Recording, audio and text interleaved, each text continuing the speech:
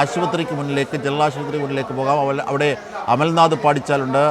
പാടിച്ചാൽ അല്പം മുമ്പാണ് നമ്മൾ തത്സമയം കണ്ടതാണ് വൈദ്യപരിശോധനയ്ക്കായി ഷൈൻ ടോം ചാക്കോയെ ജനറൽ ആശുപത്രിക്കുള്ളിലേക്ക് കയറ്റിയത്. എത്ര മണിക്കൂറായിരിക്കും നീളുക ഈ പരിശോധന? രക്തവും മറ്റ് സ്രവങ്ങളും മുടിയും നഖവും ഒക്കെ ശേഖരിക്കേണ്ടതുണ്ട്. കാരണം ദിവസങ്ങൾക്ക് മുമ്പ് പോലും ഉപയോഗിച്ചിട്ടുണ്ട് എങ്കിൽ ബോധ്യമാകാൻ ഇതൊക്കെ അനിവാര്യമാണെന്നാണ് കേൾക്കുന്നത്. അപ്പോൾ അത്തരത്തിലുള്ളൊരു പരിശോധനയാണ് ഇപ്പോൾ നടത്തുക പോലീസ്. അതായിരിക്കും ജനറൽ ആശുപത്രിയിൽ ഇപ്പോൾ നടന്നുകൊണ്ടിരിക്കുന്നത്. എത്ര മണിക്കൂർ നീളും അവിടെ? ആശുപത്രിക്ക് മുന്നിലുള്ള സാഹചര്യങ്ങൾ കൂടി ഒന്ന് നൽകിയാൽ.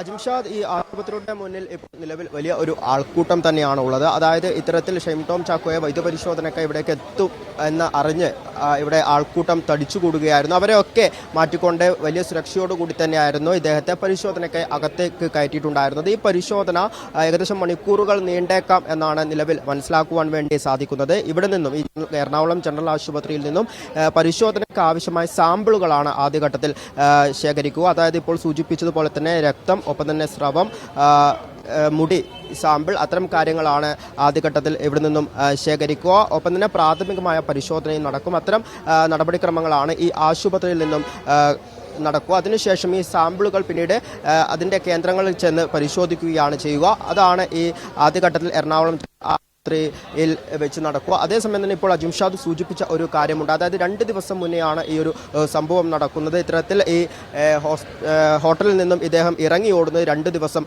മുന്നെയാണ്. അന്ന് ലഹരി ഉപയോഗിച്ചിട്ടുണ്ടെങ്കിൽ അതിനുശേഷം 2 ദിവസങ്ങൾ കടന്നുപോയിരിക്കുന്നു. അത്തരത്തിൽ ഈ സാമ്പിളുകൾ എടുത്ത് പരിശോധിച്ചാൽ അതിൻ്റെ റിസൾട്ട് എന്താകും എന്നത് ഒരു വലിയൊരു ചോദ്യം തന്നെയാണ്. എന്തുതന്നെയായാലും അതിൻ്റെ നടപടിക്രമങ്ങൾ നിലവിൽ മുന്നോട്ട് പോയിക്കൊണ്ടിരിക്കുകയാണ്. അതിനുവേണ്ടിയാണ് ഇപ്പോൾ നിലവിൽ ജനറൽ ആശുപത്രിയിലേക്ക് അദ്ദേഹത്തെ എത്തിച്ചിരിക്കുന്നത്.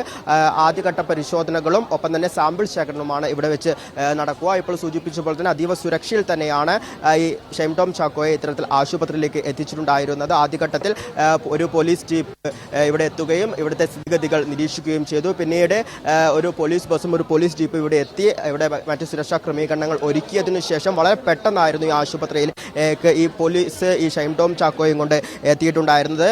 ഇവിടെ പുറത്ത് വലിയ ആൾക്കൂട്ടം ഉണ്ടായതിനാൽ തന്നെ വളരെ പെട്ടെന്ന്, അതായത് അദ്ദേഹത്തെയും കൊണ്ട് വളരെ പെട്ടെന്ന് ആശുപത്രിയുടെ അകത്തേക്ക് കടക്കുന്ന ഒരു സാഹചര്യമായിരിക്കും. ഇപ്പോൾ സൂചിപ്പിച്ചപ്പോൾ തന്നെ ഇനി അങ്ങോട്ട് ഈ സാമ്പിളുകൾ, രക്തത്തിന്റെയും ഒപ്പം തന്നെ സ്രവം, ഒപ്പം തന്നെ മുടിയുടെ സാമ്പിൾ, ഇത്തരം കാര്യങ്ങളൊക്കെ തന്നെ ശേഖരിച്ച് ആദ്യഘട്ട പരിശോധനയുമാകും ഈ ആശുപത്രിയിൽ വെച്ച് നടക്കുക.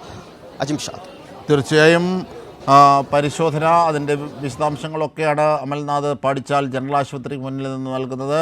ഷൈനെ വൈദ്യപരിശോധനയ്ക്ക് വിധേയനാക്കിക്കൊണ്ടിരിക്കുകയാണ്. വിശദമായ പരിശോധന, രക്തവും മുടിയും സ്രവങ്ങളും നഖവും ഒക്കെ എടുത്തുള്ള പരിശോധന തന്നെയാകും നടത്തുക. കാരണം എന്നാൽ മാത്രമേ മയക്കുമരുന്നിൻ്റെ ഉപയോഗം സംബന്ധിച്ച് തെളിവുകൾ ലഭിക്കൂ. അത് മണിക്കൂറുകൾക്ക് മുമ്പല്ല, ദിവസങ്ങൾക്ക് മുമ്പ് പോലും ഉള്ള മയക്കുമരുന്നിൻ്റെ ഉപയോഗം അത്തരം പരിശോധനകളിലൂടെ അറിയാനാകുമെന്ന് തന്നെയാണ് ബോധ്യമാകുന്നത്.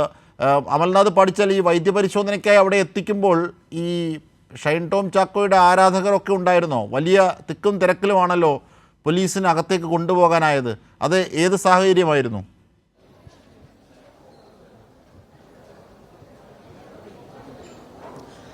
അജിംഷാദ്, ഈ ഷൈൻ ടോം ചാക്കോയെ മണിക്കൂറുകൾക്ക് മുന്നേ, അതായത് ഏകദേശം ഒരു 12 മണിയോടുകൂടി ആശുപത്രിയിൽ എത്തിക്കുമെന്നായിരുന്നു ആദ്യഘട്ടത്തിൽ ലഭിച്ചിരുന്ന വിവരം. ആ ഒരു വിവരം അറിഞ്ഞതോടുകൂടി ആശുപത്രിയുടെ മുൻവശത്ത്, അതായത് ഗേറ്റിനു സമീപത്തായി വലിയ ഒരു ആൾക്കൂട്ടം തന്നെ കാണുവാൻ വേണ്ടി സാധിച്ചിരുന്നു.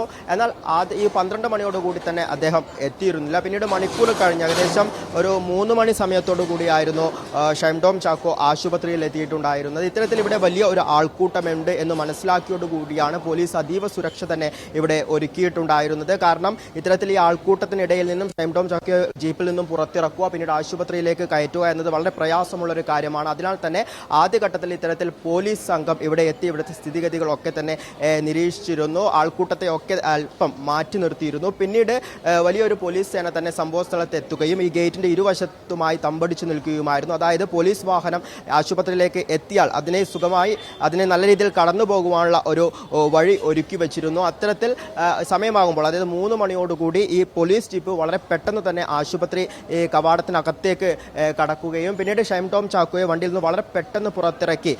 ഇപ്പോൾ സൂചിപ്പിച്ച പോലെ തന്നെ ആരാധകരൊക്കെ തന്നെ ചുറ്റുമുണ്ടായെങ്കിൽ പോലും അവരുടെ ഇടയിൽ നിന്നും വളരെ പെട്ടെന്ന് തന്നെ ഈ പോലീസ് സംഘം വഴിയൊരുക്കി ആശുപത്രിയുടെ അകത്തേക്ക് കയറ്റുകയായിരുന്നു. പിന്നീട് ആശുപത്രിയുടെ മുൻവശത്തുള്ള ഗ്ലാസ് പൂട്ടിയിടുകയുമായിരുന്നു. പിന്നീട് അതുപോലെ തന്നെ ഈ ആരാധകർക്കൊന്നും അകത്തേക്ക് കടക്കുവാനുള്ള ഒരു സൗകര്യവും ഇല്ലാത്ത രീതിയിൽ തന്നെ വളരെ സുരക്ഷ ഇവിടെ പോലീസ് ഒരുക്കിയായിരുന്നു ഷൈം ടോം ചാക്കോയെ ആശുപത്രിയിൽ അകത്തേക്ക് കയറ്റിയിട്ടുണ്ടായിരുന്നത്. അജിംഷാദ്.